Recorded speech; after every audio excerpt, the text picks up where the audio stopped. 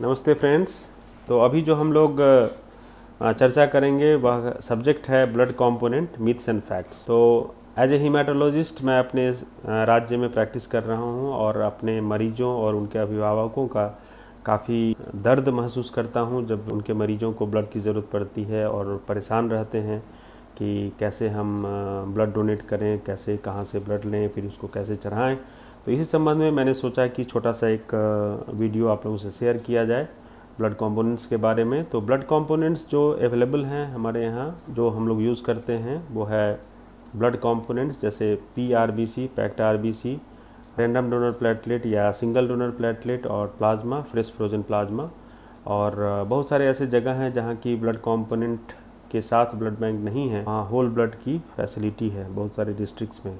तो मैं बताना चाहूँगा कि होल ब्लड का कोई ऐसा एडवांटेज नहीं है और आज के डेट में उसे डिस्करेज करना चाहिए। जबकि किसी को भी जिस चीज़ की कमी हो, हीमोग्लोबिन की कमी हो तो PRBC देना चाहिए, प्लेटलेट्स की कमी हो तो RDP या SDP देना चाहिए। SDP ज़्यादा बेटर है। और यदि किसी को क्लॉटिंग से रिलेटेड प्रॉब्लम है, कोगुलेशन फैक्टर से रिलेटेड प्रॉब्लम है, ब्लीडिंग है, हीमोफीलिया है, लीवर डिजीज़ है, तो फ्रेश फ्रोजन प्लाज्मा देना चाहिए। दूसरी बात जो आती है वो कि सबसे को जो कॉमन कारण होता है ब्लड चढ़ाने का वो है रोड ट्रैफिक एक्सीडेंट या कुछ ऐसा चोट लग गया, ब्लीडिंग हुई तो चढ़ता है, या सर्जरी से पहले हीमोग्लोबिन की कमी रहती है तो ब्लड ट्रांसफ्यूजन करना पड़ता है। बहुत सारी ऐसी बीमारियां हैं जैसे थैलेसीमिया मेजर है, प्लास्टिक एनीमिया है, इस तरह की बीमारियां, ब्लड कैंसर्स के इलाज में, बोन मैरो ट्रांसप्लांट में कुछ दिनों तक रेगुलर ब्लड ट्रांसफ्यूजन की ज़रूरत पड़ती है। ये सारे इंडिकेशंस है जिनमें ब्लड ट्रांसफ्यूजन की ज़रूरत पड़ती है। और कहाँ चढ़ाएं ब्लड ट्रांसफ्यूजन, तो दूसरी एक मिथ है कि बहुत सारे लोग चाहते हैं ऐसा कि हम घर पे ब्लड चढ़ा लेंगे। तो दोस्तों ये भी एक बहुत बड़ा मिथ है। ब्लड भी एक मेडिसिन है, इसको कभी भी इग्नोर करके घर पर ब्लड नहीं चढ़वाना चाहिए, क्योंकि कभी कभी सीरियस एनाफाइलैक्टिक रिएक्शन या allergic reaction, blood transfusion reaction हो सकता है जो कि फैटल हो सकता है। तो कभी भी रिस्क नहीं लें और नज़दीक के किसी भी अस्पताल में जहाँ की क्वालिफाइड फिजिशियन हैं या हीमेटोलॉजिस्ट हों वहीं ब्लड ट्रांसफ्यूजन मॉनिटर्ड सेटिंग में चढ़ाना चाहिए। तीसरी एक मिथ होती है कि यदि किसी को फीवर हो गया है तो हम ब्लड चढ़ाएं कि नहीं।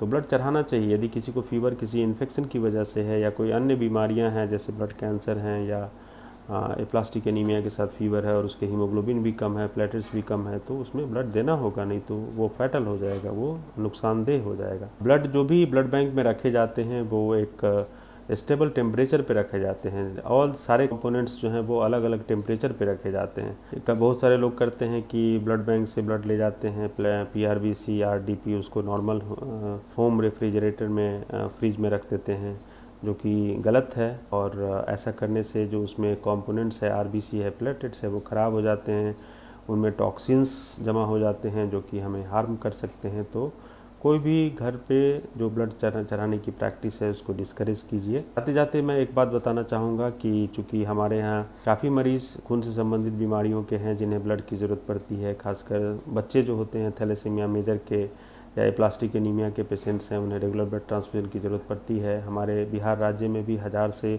1500 थैलेसीमिया मेजर के बच्चे हैं और उन्हें मंथली ब्लड ट्रांसफ्यूजन की ज़रूरत पड़ती है। तो हम जो भी सुन रहे हैं 18 से 60 साल के व्यक्ति जो स्वस्थ हैं उनको हम आग्रह करेंगे कि आगे आएँ, ब्लड डोनेट करें और लोगों की जान बचाएं। आपको कोई हानि नहीं होगी, कोई साइड इफ़ेक्ट नहीं होगा।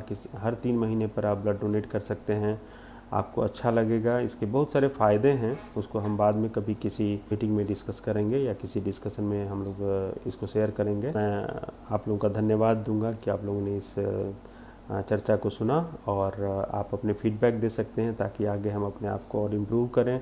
कमेंट्स में आप अपने क्वेश्चंस लिख सकते हैं, हम कोशिश करेंगे उसको आंसर करने का। कहना चाहूँगा कि कोविड के संबंध में कि यदि हम कोविड को हराना चाहते हैं तो हमें सेल्फ डिसिप्लिन, सेल्फ लॉकडाउन में रहना होगा। भले ही सरकार लॉकडाउन लगाए न लगाए, हमें सेल्फ लॉकडाउन में रहना चाहिए, जहाँ ज़रूरत हो वहीं बाहर निकलना चाहिए। और वैक्सीनेशन ज़रूर कराएं।